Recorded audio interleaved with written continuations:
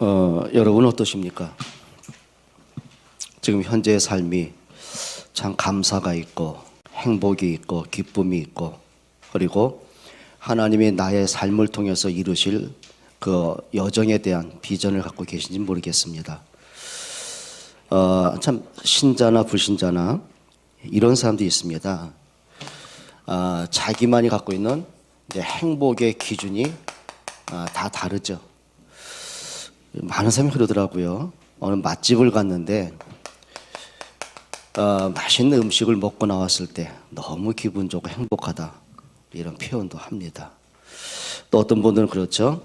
내가 원하는 것 그걸 내가 갖게 되었을 때 원하는 것 그렇죠. 새 차도 사면 기분 좋고 어디든 가고 싶고 또 새 집을 들어가서 입주했을 때 뭔지 모르게 막 세상 모든 걸 다 얻은 것처럼 뿌듯하고 또 내가 평상시에 받았던 정말 좋은 옷을 내가 사서 입고 나갔을 때 뭔지 모르게 내가 세상에서 가장 멋있는 것처럼 행복함이 또 있기도 합니다.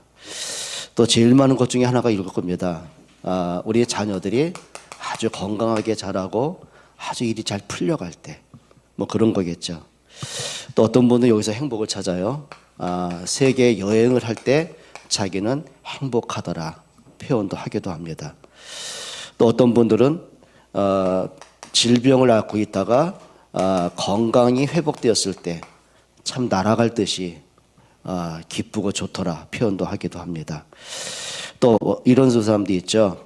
자신이 직장생활하는데 승진했을 때 또는 출세를 하게 되었을 때 정말 내 실력이 인정받은 것 같아서 행복하다 또 말하기도 합니다. 또 가장 비중이 큰 것 중에 하나가 이겁니다. 경제 지표가 높아졌을 때 내가 투자한 증권에 뭔가 이렇게 뛰었을 때 또 생각지 못한 수입이 생겼을 때 계속 통장에 현금이 쌓여갈 때 보면 볼수록 흐뭇하고 행복하더라 하는 분들도 있습니다. 또 어떤 분들이 이런 사람이 있어요. 나름대로 내가 보람된 일을 했을 때 참 뿌듯하고 행복하다라는 분도 많이 있습니다. 여러분은 언제 행복을 느끼십니까? 우리가 이걸 한번 생각해 보셔야 됩니다. 자, 사람들은 여기에 이거 합니다. 다 여기에 올인합니다. 투자하죠. 요즘 뭔가 영끌 그러더라고요. 좀 오른다 싶으면은 좀 가능성이 있다 싶으면은 빛을 내 가지고 이제 투자를 하기도 하는 사람도 있을 거예요. 올인은 다 합니다. 어떤 분은 자기 자녀 교육하는데 올인하는 경우도 있고요. 또 어떤 사람들은 자기 사업을 번창시키기 위해서 올인하기도 하고요. 또 요즘 보니까 또 젊은이들 가운데는 우리가 미래가 어떻게 될 줄 아냐. 오늘 즐기다 가는 거지. 그래서 1년 막 열심히 벌어가지고 1년 동안은 막 먹고 놀고 여행하고 근데 자기는 살아있다는 보람을 느낀다는 경우도 참 많습니다. 자, 그러면 우리가 한번 이렇게 보셔야 됩니다. 건강도 해야 되고 그렇죠. 취미생활도 해야 되고 그리고 성공도 해야 되는 건 맞습니다. 그런데 이게 과연 얼마나 오래 갈까요? 자, 맛집을 갔다 와서 맛있는 음식을 먹고 기분 좋은 마음이 과연 몇 시간 갈까요? 몇 시간 갈까요? 또 여러분들이 내가 원하는 새 차를 샀습니다. 그 막 뭔가 어디든 가고 싶은 그 충동과 기쁨과 막 희열이 과연 며칠 갈까요? 내가 새 옷을 입고 거리를 활보했는데 그 옷을 입고 났을 때 즐거움이 과연 며칠 갈까요? 과연 얼마나 갈까요? 그러면 우리가 출세를 했어요. 승진을 했어요. 그럼 일에 대한 압박감, 실적에 대한 압박감, 그 조직사회에서 오는 사람과의 갈등 사이 내 상사와 내 부하 직원과 부딪히는 문제들 과연 갈등은 없겠습니까? 자, 자녀가 너무 건강하고요. 너무너무 잘 풀려요, 일이. 근데 자녀를 보면서 고민거리 없겠습니까? 그럼 이렇게 보면 되는 거예요. 필요한 건 맞아요. 여러분도 이 일에 응답받으면 좋죠. 저도 일이 내게 있으면 저도 역시 좋은 거거든요. 근데 문제가 있는 거예요. 근원적인 행복이 아니라는 거예요. 정말 여러분들이 이렇게 보셔야 돼요. 돈이 많고 호화로운 집에 살면 행복하다고 내가 인정할 수 있겠습니까? 그럼 그 부자들은 왜 불행합니까? 왜 재벌들은 자살합니까? 왜 재벌들 형제들은 이렇게 원수처럼 살아갑니까? 과연 그게 진짜 행복이라고 생각하십니까? 여러분 좋은 대학 나오고 박사학위를 받으면 행복하다고 생각하십니까? 그러면 여러분 문학의 대가인 해밍웨이 왜 자살해야 됩니까? 여러분 지식이 많아지면 행복하다고 생각하십니까? 철학의 대가 니체가 왜 정신병원에 갇혀가지고 막 비명을 지릅니까? 세상이 왜 이렇게 어둡냐고. 그리고 병원 바닥을 손톱으로 긁어가면서 발악을 하다가 여러분 결국 자살한 거 아십니까? 역대 황제들, 역대 왕들, 여러분 그 말로의 비참함을 여러분 아십니까? 우리가 역사를 바로 안다면은요, 진짜 행복의 기준을 빨리 바꿔야 되는 거예요. 필요한 건 맞아요. 돈이 있어야 생활하고, 자식들 양육하고, 내 노후 보장하고, 뭐 얼마든지 할 수 있는 거예요. 돈이 있어야 우리가 여러분이 이렇게 원하는 교회도 건축할 수 있고, 또 선교 현장에 우리가 후원할 수 있고, 세계에 있는 랩노트를 마음껏 도울 수 있는 거예요. 돈이 있으면 할 수 있는 게 참 많아요. 근데 중요한 게 있어요. 돈으로, 인격으로, 실력으로, 성공으로는요, 절대 여러분의 영적 문제가 해결 안 된다는 걸 알고 계셔야 되는 거죠. 자, 그렇다면 이렇게 보시는 겁니다. 만약에요, 환경이 좋아야 행복하다, 문제가 없어야 행복하다, 그러면 이 세상에서는요, 욥은 세상 최악의 불행한 사람이에요. 그렇게 사람들이 원하는 목숨 거는 재산 싹 날라갔어요. 사람들마다 부모마다 올인하는 10자녀가 한순간에 죽었어요. 거기다가 사람들이 그렇게 원하는 건강 한순간에 없어져요. 머리끝부터 발끝까지 악창이 시달려요. 옆에 주변에 좋은 사람 있습니까? 가깝게는 와이프마저도 하나님을 저주하고 죽으라고 독설까지 했는데요. 그 욥의 집에서 먹고 살던 하인들, 어린 아이들까지도요, 욥을 조롱하고 있는데요. 더 이상 소망이 없는 거예요. 근데 너무 감사한 게요, 욥이 그 육신적인 조건 때문에 하나님을 믿은 게 아니었다는 거예요. 더 중요한 게 있어요. 욥이 그 절박한 그 사건 속에서요, 한 가지만 놓지 않았어요. 재산도 없어졌어요. 건강도 없어졌어요. 자녀도 없어졌어요. 모든 관계도 깨졌어요. 근데 한 가지만은 놓치지 않더라고요. 그게 욥기 19장 25절 아닙니까? 나는 확실히 안다. 나의 구속자는 살아계시고 후일에 그가 언젠가는 이 땅에 육신을 입고 올 것이다. 내가 육체 밖에서, 그 말은 언젠가 나는 죽음을 당하지만 나는 부활의 몸으로 그리스도를 만나기를 간절히 소원한다. 근데요, 사람들은 욥을 보면서 조롱하고 손가락질하지 않습니까? 근데 시간이 지나면서 결국은 사람들의 그 판단이 틀렸다는 게 드러나게 되는 거예요. 성경에 뭐라고 하는지 아십니까? 욥기서 42장 5절에 보니까 욥이여 그 많은 사건을 통과하고 난 후에 이렇게 고백을 합니다. 내가 전에는 눈으로만 하나님을 보았는데 이제는 귀로만 하나님을 들었는데 이제는 눈으로 하나님을 봅니다. 무슨 얘기일까요? 하나님을 믿기는 믿었어요. 잘 믿었어요. 믿음도 좋았어요. 확신이 있었어요. 근데 그게 단순하게 교리적인 것에서 더 벗어나지 못했던 거예요. 근데 그 사건과 문제를 통과하고 보니까 하나님이 정말 살아계시는구나. 내가 어떤 문제와 사건 속에서도 하나님은 나를 붙드심이 변함이 없구나. 결국은 내가 무너졌고 망해야 되는 나 같은 존재가 하나님의 능력이 나를 회복하시는구나. 나중에 어디까지 가요? 하나님이 그 욥을 갑절로 축복을 하시는 거예요. 여러분, 다니엘이 사자굴 속에 들어가 죽음을 당하게 됩니다. 그럼 사람 다 끝인데요. 소망이 없는데요. 근데 다니엘은요, 그게 불행이라는 생각이 안 들어요.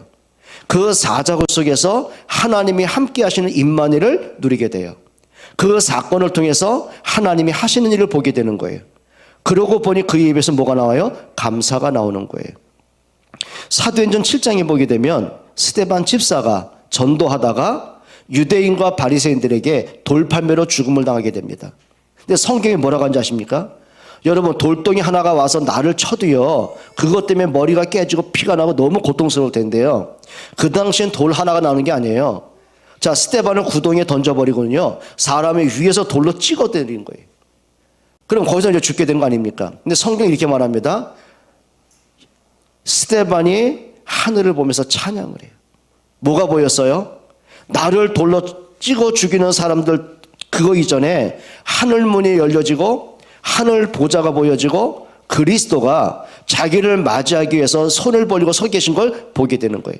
성경이 이렇게 말합니다. 그의 얼굴이 천사와 같이 빛났더라. 여러분, 빛날 일이 없잖아요. 그럼 이렇게 말합니다. 아버지여, 저들의 죄를 저들에게 돌리지 마시옵소서.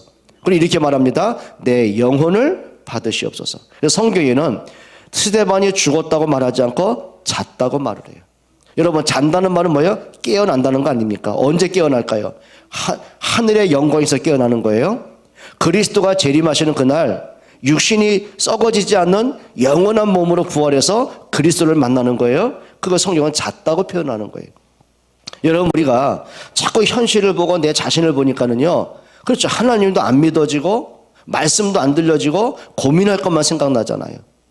여러분, 기준을 빨리 바꾸셔야 됩니다. 그러면 성경에 보게 되면 행복의 기준이 틀린 사람들이 있습니다. 여러분, 우리가 잘 아는 아담 같은 경우는요, 자, 이미 모든 거 다 받았잖아요. 하나님의 형상대로 창조를 받았어요. 하나님의 에덴을 선물로 다 주셨어요. 다스리고 정복하는 왕적인 권세와 신적인 지혜를 다 주셨어요. 그럼 더 이상 받을 게 없잖아요. 근데 웬일입니까? 아담이 내가 가질 수 없는 한 가지, 그게 선악과입니다. 그러니까 아담의 생각이 이겁니다.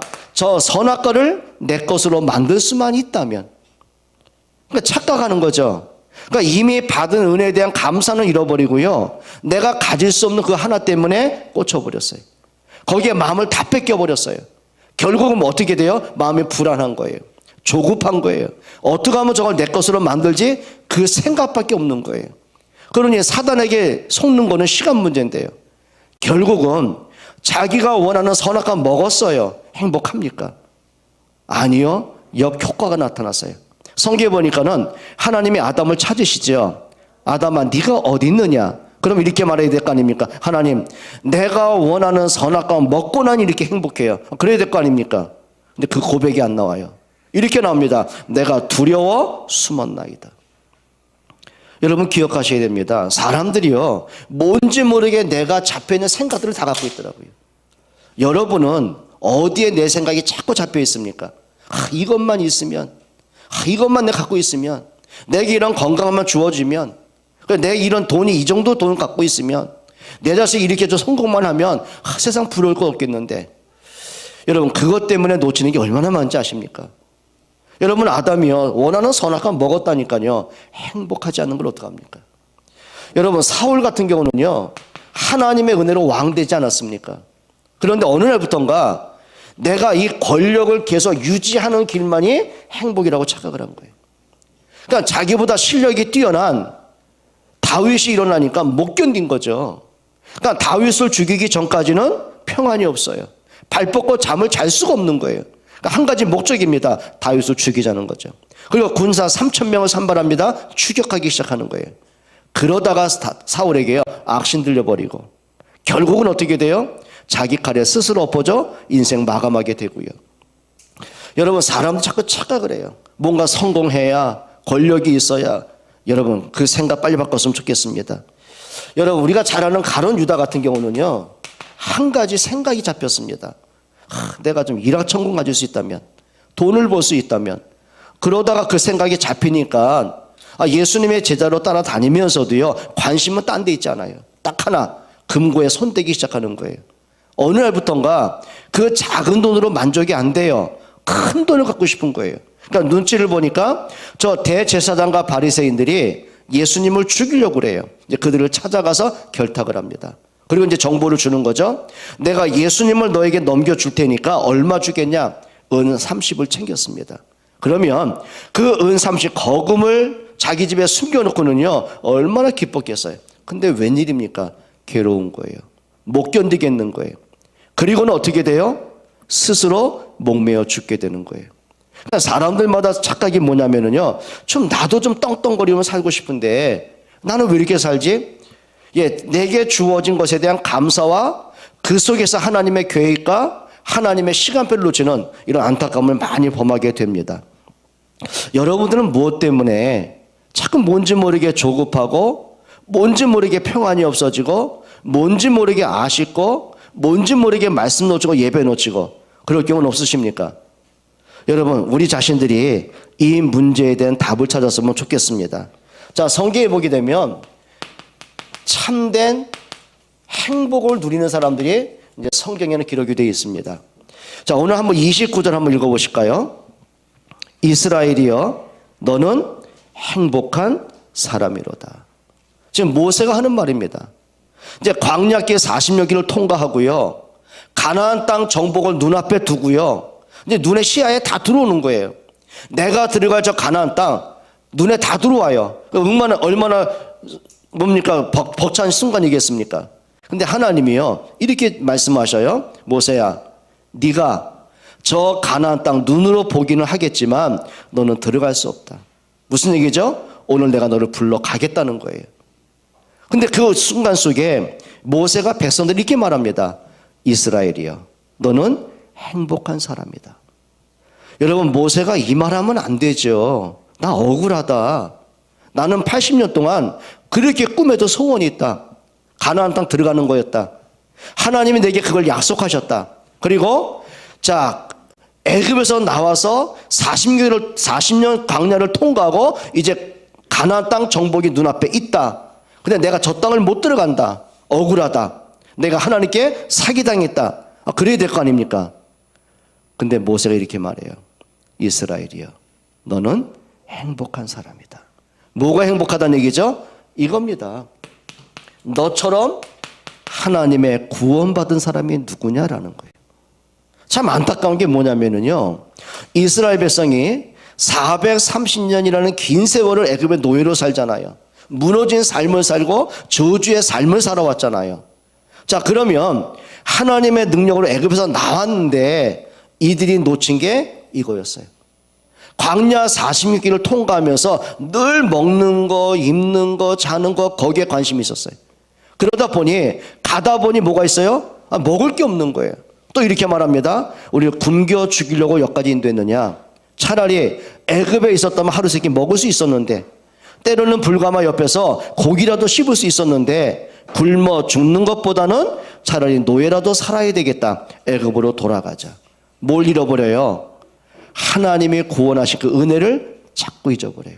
뭐 때문에요? 이겁니다. 결국은 육신적인 조건 때문에요. 내게 오늘 현실에 있는 작은 문제 하나 때문에 하나님을 지워버려요. 나를 구원하신 하나님이 안 보여져요. 마치 뭐와 같습니까? 아니, 예수 그리스도가 육신을 입고 이 땅에 오셔서 나를 대신에 십자가에 죽으신 때문에 내가 생명 얻었어요. 그럼 더 이상 받을 게 없는 거 아니겠습니까? 근데 많은 사람이요, 육신적인 외적인 조건 하나 때문에 복음을 다 놓쳐요. 나를 위해 십자가에 죽으신 그리스도가 눈에 안 보여져요. 자꾸 현실이 보여져요. 사람하고 부딪히는 그 갈등 하나 때문에 복음을 자꾸 놓쳐요. 자꾸 갈등에 잡혀요. 문제에 끌려가요. 여러분, 그것처럼 억울한 게 어디 있겠습니까? 근데 모세가 반대로 가더라고요. 내가 그렇게 120년 동안 꿈에도 소원, 저 가나안 땅 못 들어가는 게 문제가 아니다. 하나님이 나를 사망에서 생명을 구원하셨다면 그것만큼 축복이 어디 있겠냐? 그 자체. 가문의 오래된 저주에서 나를 구원하셨다면 그게 은혜 아니겠냐? 여러분, 내가 그리스도로 구원받은 구원의 축복을 회복하는 시간 되시기를 바랍니다. 이거 놓치잖아요. 참 불행해집니다. 여러분, 한번 비교 한번 해보시겠습니까? 여러분보다 부자 얼마나 많아요. 여러분보다 학벌 좋은 사람이 얼마나 많아요. 여러분보다 좋은 차 타고 좋은 옷 입고 좋은 옷 다니고 여행 다니고 얼마나 많겠습니까? 여러분, 사람이요, 육신적으로 자꾸 비교가 되면 어떤 문제인지 아십니까? 자꾸 내가 초라해져요. 초라해져요. 나는 뭐하고 살았지? 자꾸 자신이 한심해져요. 여러분, 육신적인 비교가 아닙니다. 여러분, 하나님 앞에서 내가 어떻게 구원받았는지에 대한 확신을 회복하시기를 축원합니다. 오늘 성경은 또 이렇게 말하죠. 너처럼 구원을 받은 백성이 누구냐? 29절 또 이렇게 말합니다. 그는 너를 돕는 방패시오 그랬어요. 여호와는 너를 돕는 방패시오. 여러분, 출애굽기서에 보면은요, 모세가 10가지 재앙을 내릴 때 바로가 얼마나 발악한지 아시지 않습니까? 그러니까 바로가요, 자, 너희가 히브리 민족 너희가 너무 편해가지고 헛된 생각하는구나. 어떻게 해요? 고역을 시키기 시작하는 거예요. 자, 그 당시 이 사람들이요, 애굽 사람들이 이 짓 아닙니까? 자, 많은 성을 건축하고 많은 역대 황제들을 위해서 여러분 많은 것을 건축하지 않습니까? 그러니까 이 사람들이 필요한 게 뭐냐면 벽돌이 필요한 거예요. 자, 그런데 문제는 뭐냐면 저들이 너무 편해서 헛소리하니까 고통을 주자. 여러분 벽돌을 지으려면 볏집이 있어야 되는 거 아닙니까? 그리고 거기에 맞는 재료들이 있는 거 아닙니까? 근데 그걸 주지 않는 거예요. 너희가 구해라. 그리고 하루 일당량은 다 채워라. 안 채우면 어떻게 되겠습니까? 가만두겠습니까?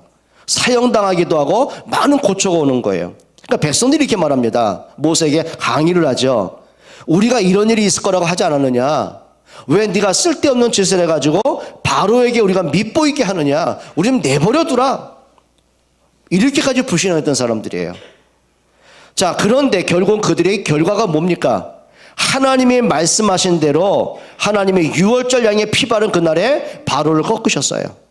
그리고 430년 만에 그들을 저주와 재앙에서 구원하셨어요. 그게 출애굽의 역사입니다. 그러니까 모세가 이걸 얘기하는 겁니다. 자, 여호와는 너를 뭐 하신 분이요? 돕는 방패시요. 여러분, 우리가 인생을 살아가면서 우리 한계에 부딪히는 일이 얼마나 많습니까? 그럴 때 많잖아요. 자, 이 문제 과연 해결될 수 있을까? 이 문제 끝낼 수 있을까? 여러분, 자녀의 방황하는 모습 보면서 이 아이가 정신을 차릴 수 있을까? 여러 가지 문제 있을 거 아닙니까? 그때마다 시간이 지나고 보니까 한 가지는 분명한 결론이 나왔어요. 하나님이 여기까지 우리와 함께 하시는구나.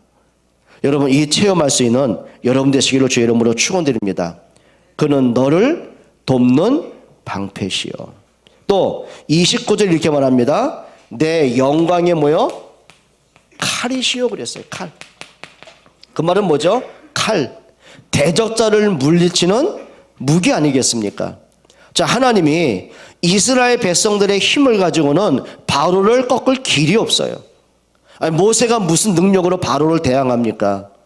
애굽 제국을 무슨 힘으로 싸울 수 있겠습니까? 그런데 이게요, 사람의 싸움이 아닌 거예요. 하나님의 싸움인 거예요.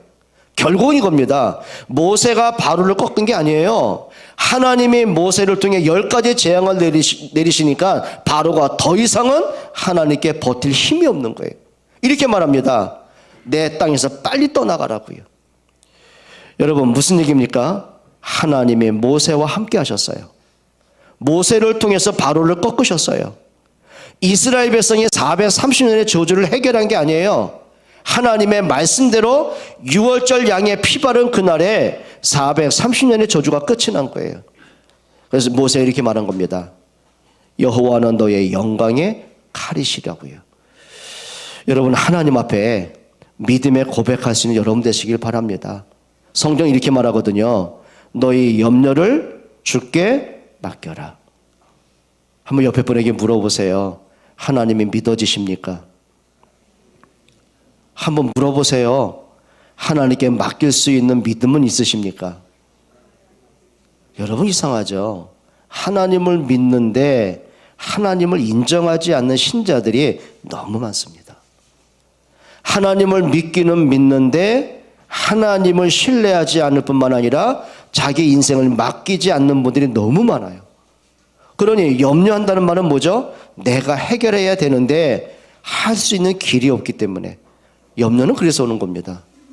여러분, 불신앙이 뭔지 아십니까? 하나님을 믿기는 믿는데 내 인생 내가 책임을 져야 되는 거예요. 그러니 내가 어떻게 운명을 바꾸겠습니까? 그러니 불신앙할 수밖에 없는 거예요. 여러분, 하나님은 여러분에게 영광의 칼이 되심을 믿기를 축원드립니다. 하나님 신뢰하세요. 하나님 인정하세요. 그러니까 백성들이 모세를 보면서 항의한 게 그 말이거든요. 야, 유월절 양에 피 바른다고 되겠냐? 어떻게 피 바른다고 저 바로가 항복을 하겠냐? 어떻게 애굽에서 나갈 길이 있냐? 그게 그들의 생각이었거든요. 하나님이 안 믿어지더라고요. 애굽에서 빨리 나왔으면 좋겠다는 간절함만 있지, 그 애굽에서 나오게 하시는 하나님이 신뢰가 안 되는 걸 어떡합니까? 노예 문제 빨리 끝내고 싶다는 욕심만 있지 하나님의 말씀 따라가지 못하는 힘이 없는 걸 어떡하겠습니까? 여러분, 영적 힘을 얻기를 축원합니다. 하나님이 그 말씀하시는 겁니다. 나는 너희의 영광의 칼이다. 여러분, 우리가 어떻게 운명을 바꿔요? 운명을 바꾸기 위해서 그리스도가 오셨지 않습니까? 우리가 어떻게 원죄 문제 해결하겠습니까? 그래서 예수 그리스도가 원죄 문제 끝내려고 십자가에 죽으신 거 아닙니까? 어떻게 우리가 사단의 손에서 자유하게 되겠습니까? 그래서 그리스도가 부활하시고 우리의 메시아가 되시는 거 아니겠습니까? 여러분, 그리스도가 여러분에게 진짜 믿어지는 은혜 받기를 축원드립니다. 또 29절 이렇게 말씀하셨어요. 내 대적이 너를 뭐 한다고요? 복종하게 될 것이다. 대적이 복종하게 되는 거예요. 여러분, 요셉을 팔았던 형들, 그러니까 요셉을 내 노예사에게 팔아버렸잖아요. 그리고 눈에 가시 같고 귀찮은 놈이 사라졌다고 생각한 거예요. 자, 요셉을 팔고 나니 은 20을 챙겼어요? 그게 진짜 성공입니까? 어느 날 하나님의 요셉을 애굽의 총리로 세우셨습니다. 전 세계가 7년가량 긴 세월이 흉년든 거예요.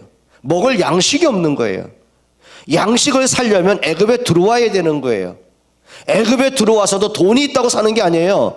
요셉의 허락을 받아야만 곡식을 사가지고 자기 집에 갈 수 있는 거예요. 자, 요셉의 형들이 이제 애굽에 옵니다. 요셉 앞에 무릎을 꿇고 엎드려 있습니다.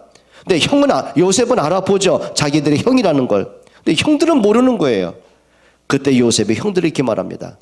나는 당신들이 노예로 팔았던 요셉입니다. 그러니까 형들이 얼마나 두렵겠습니까? 자기들이 한 짓이 있는데요. 그때 요셉이 이렇게 또 말해요. 형님들이 나를 팔았기 때문에 두려워하지 마십시오. 형들이 나를 판 것이 아니고 하나님의 생명을 구원하시려고 나를 앞서 보내신 것입니다. 그때 형들의 기분이 어떻겠습니까? 어떤 마음이겠습니까? 야, 요셉 잘 됐다 축하하는 분위기였겠습니까? 한 가지가 분명한 거예요. 요셉이 그때 말했던 하나님의 주신 언약이 이거였구나. 근데 형들은 몰라요. 그러니까 자기들은 요셉을 질투하고 시기하고 그냥 얄미운 동생이었어요. 빨리 이 세상에서 사라져 버렸으면 좋은 동생이었어요. 자, 그런데 자기들은 무시하고 괴롭힌 요셉인데 하나님은 요셉을 통해서 언약을 성취하셨어요. 전 세계가 굶어주는 재앙 속에서 하나님은 요셉을 통해서 생명을 살리시는 거예요. 그때 고백입니다. 하나님의 말씀대로 이렇게 되었구나. 그게 뭐예요? 내 대적이 너에게 복종하게 될 것이다 라는 말이에요. 여러분, 많은 사람이 인생을 살면서요 자꾸 부딪히죠. 그럼 같이 이제 그 사람을 대항하러 또 싸우게 되잖아요. 한번 따라 합시다. 싸우지 않고 이기는 게 승리입니다. 요셉이 형들과 싸웠습니까? 아닙니다. 여러분, 다니엘이요 얼마나 바벨론 정치인들에게 시달린지 아십니까? 자, 다니엘은 이스라엘에서 전쟁에 패배한 패전국에서 포로로 끌려온 아이입니다. 근데 이 아이가 느부갓네살 왕의 눈에 들어서는요 이제 출세하기 시작하는 거예요. 왕이 너무 신뢰를 하니까 그 다니엘을 자기 본국의 어떤 정치인보다 수석 총리로 임명을 한 거예요. 그러니 바벨론 본국의 정치인들이 볼 때는요 너무 가소로운 거예요. 저 포로로 끌려온 주제에 저기 우리의 상관이 돼버렸어요. 그러니까 그들의 계략이 뭔지 아십니까? 다니엘 죽이는 게 목표였어요. 근데 다니엘을 죽이기 위해서는 어떤 윤리와 도덕 어떤 면으로든 걸고 넘어질 죄목이 없어요. 한 가지입니다.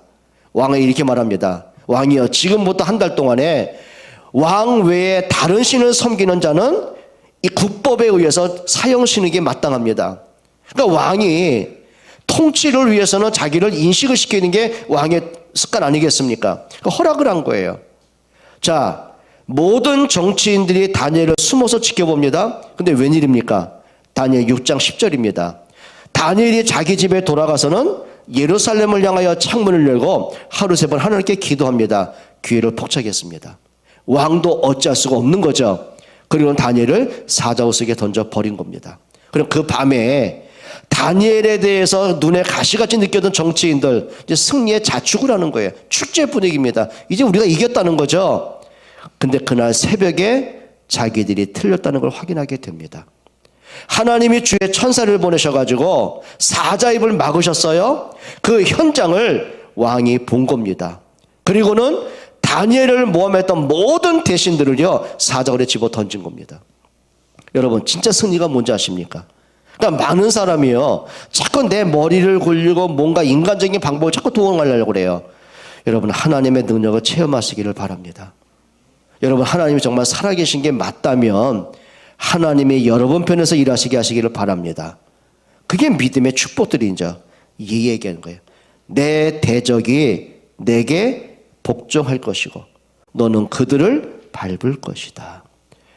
여러분 사람과의 갈등이 있습니까? 정말 하나님 앞에 믿음의 선택을 하세요. 여러분 하나님 앞에 진짜 집중하는 기도의 행복을 한번 누려보세요. 여러분이 고민하는 문제가 있습니까? 그 문제에 끌려가지 마시고요. 그 문제를 가지고 하나님 앞에 믿음의 고백을 하세요. 여러분 문제를 기도로 바꿀 수 있는 여러분 되시기를 축원드립니다. 그러면 이들의 행복은 하나였습니다. 뭔지 아십니까? 따라합시다. 근원적인 행복. 무슨 행복이요? 근원적인 행복이에요. 어떤 조건적인 행복이 아니에요. 근원적인 행복이에요. 모세가 그렇게 120년 동안 줄기차게 광야를 통과해 왔는데 결국은 자기가 원하는 가나안 땅 못 들어갔어요. 외적으로 보면 억울하지 않습니까? 손해보는 거 아니겠습니까? 좀 나쁜 말로 말하면 하나님께 이용당한 거 아니겠습니까? 근데 모세가요 내가 원하는 거 이전에 근원적인 행복을 누렸다는 거예요. 이스라엘이요 너희처럼 하나님께 구원받은 사람이 누구냐? 하나님이 너의 편에 계시고 하나님이 너희를 위해 싸우셨고 오늘까지 인도하신 것 그 자체의 행복을 누리게 됩니다. 자, 두 번째 행복을 누리시기 바랍니다. 이겁니다. 참된 가치를 누리는 행복을 한번 찾아보세요. 참된 가치 이게 뭘까요? 자, 출애굽기 15장 11절로 한번 가보겠습니다. 한번 다 찾아보세요. 출애굽기 15장 1절입니다. 출애굽기 15장 1절입니다. 이때 모세와 이스라엘 자손이 이 노래로 여호와께 노래하니 일러스되 내가 여호와를 찬송하리니 그는 높고 영화로우시며 말과 그 탄자를 바다에 던짐이로다. 무슨 얘기죠? 지금 이스라엘 백성들이 애굽에서 나왔는데 처음 문제가 홍해 문제입니다. 그러니까 이들이 이렇게 말한 거죠. 이 홍해는 건널 길이 없다는 거죠. 그러니까 불신한 것도 원망을 해요. 근데 하나님이 모세를 통해 홍해를 가르시고 육지같이 건너게 하십니다. 그럼 모세가 홍해를 건넌 이후에 하나님께 감사와 찬송의 고백을 하는 내용이 오늘 출애굽기 15장입니다. 그럼 모세 마음속에 야 죽을 뻔했는데 홍해 건너서 참 감사하다. 그걸 노래했을까요? 모세는 그 노래가 아닙니다. 한번 다시 보세요. 11절입니다. 여호와여 신중에 주와 같은 자가 누구니까? 주와 같이 거룩함으로 영광스러우며 찬송할 만한 위엄이 있으며 기이한 일을 행하는 자가 누구니까? 뭔 얘기죠? 백성들은 불신앙했어요. 원망했어요. 나를 구원하신 하나님을 지워버렸어요. 그리고 또 이렇게 말합니다. 애굽으로 다시 돌아가자 해서는 안 된 말을 끊임없이 뱉던 사람들이에요. 그런데 하나님은 그들을 내치지 않더라고요. 그들과 함께 하셨고 그들에게 구원의 길을 열어주셨고 그들의 고민거리를 끝내셨어요. 그러니까 모세가 그 말입니다. 우리처럼 못난 사람들 하나님 버리지 아니하시고 은혜로 건너게 하심을 고백을 해요. 무슨 얘기일까요? 하나님이 그들을 구원하심을 보게 됩니다. 불신앙하고 무너진 사람들을 하나님이 버리지 않고 또 함께 하심을 노래합니다. 참된 가치예요. 여러분 모세가요 이런 기도까지 하더라고요. 한번 하나님이 그렇게 불신앙하고 원망하는 백성들에게 불뱀을 보내시지 않습니까? 그 많은 백성을 불뱀에 불뱀으로 물게 하시죠. 그리고는 이들에게 온몸에 독이 퍼지니까는요 죽음의 문제가 오는 거예요. 근데 백성 또 이제 아우성집니다. 우리에게 살 길을 달라는 거죠. 그때 하나님이 이렇게 말씀하셔요. 모세야 노스로 뱀을 만들어라. 그 장대에 달아 높이 쳐들어라. 그리고 보는 자는 살 것이다.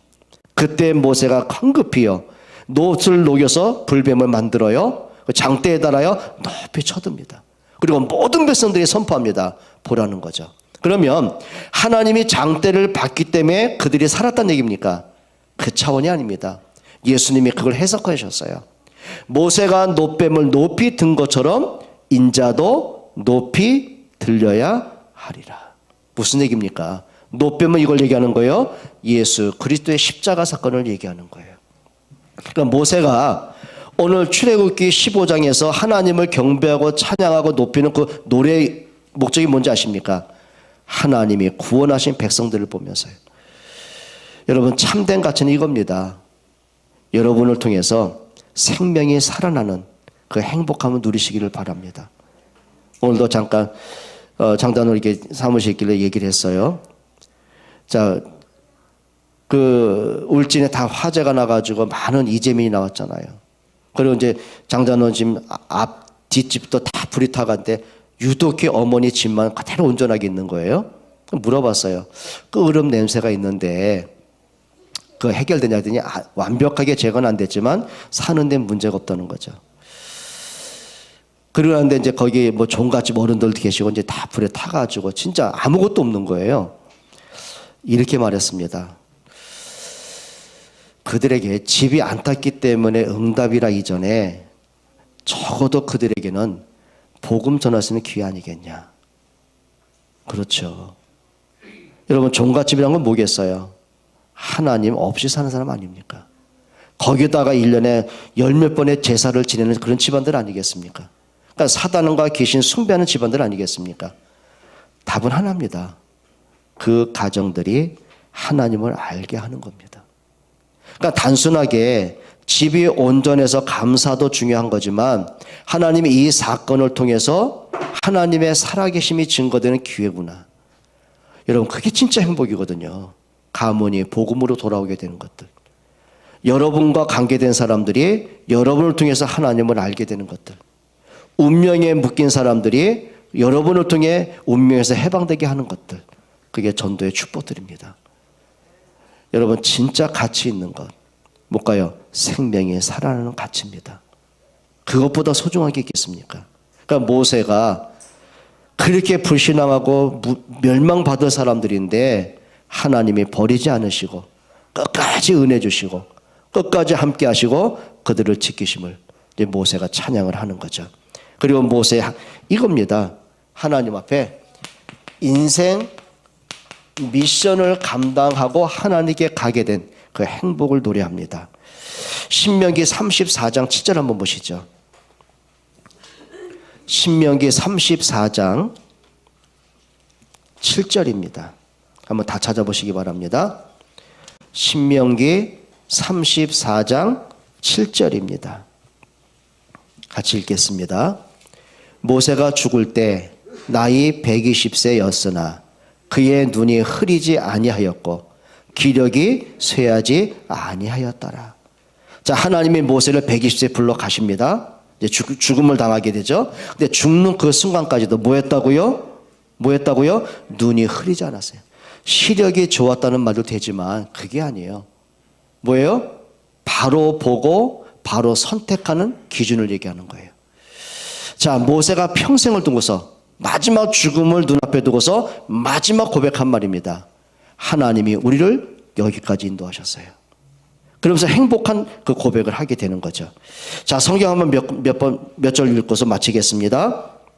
자, 한번 찾아보시기 바랍니다. 열왕기상 2장 1절입니다. 열왕기상 2장 1절입니다.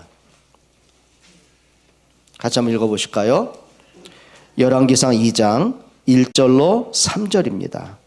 다윗이 죽을 날이 임박하매 그의 아들 솔로몬에게 명령하여 이르되 내가 이제 세상 모든 사람이 가는 길로 가게 되었노니 너는 힘써 대장부가 되고 내 하나님 여호와의 명령을 지켜 그 길로 행하여 그 법률과 계명과 율례와 증거를 모세의 율법에 기록된 대로 지키라. 그리하면 내가 무엇을 하든지 어디로 가든지 형통하리라. 여기 지금 2절에 뭐라고 그랬죠? 세상 모든 사람이 가는 길로 가게 되었으니 뭐예요? 내가 죽게 되었다 그 말이거든요. 그러면 이 다윗이요 그 아들 솔로몬에게 마지막 죽음 직전에 하는 말 한마디가 있습니다. 어떤 말 해야 되겠습니까?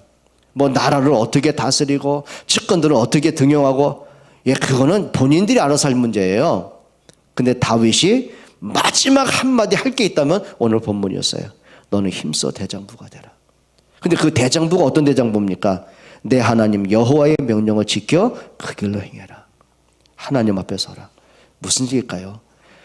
자, 아버지의 입장에서 마지막 죽음을 눈앞에 두고 그 아들에게 전하는 유언입니다. 하나님의 사람, 믿음의 사람, 이걸 유언하게 됩니다. 디모데후서 4장 6절로 8절에 보게 되면요, 바울이 마지막 순교 직전에 한 말입니다.